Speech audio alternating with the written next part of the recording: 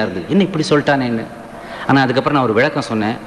அதை வந்து சூப்பர் ஸ்டாரை உருவாக்கிய பாலச்சந்தரிலிருந்து சூப்பர் ஸ்டார் வரைக்கும் ரசித்தார்கள். அது என்னென்னா, பாலச்சந்தர் சார் ஒரு டிராகுலா அப்படின்னு.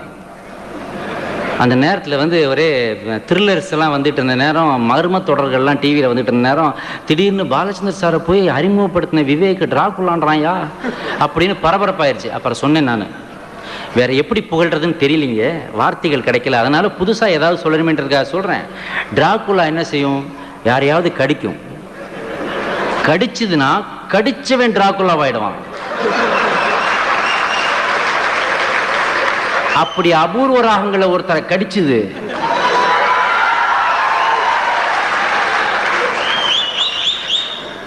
அப்படிதான் அரங்கேற்றத்தில் ஒருத்தரை கடிச்சது. அது ஆளவந்தான் வரைக்கும் வந்துச்சு. அந்த வெறி, அந்த பொறி, அதுதான் என்னையும் கடிச்சது. அதுக்கப்புறம் நான் என்ன சொல்றதுன்னே தெரியல.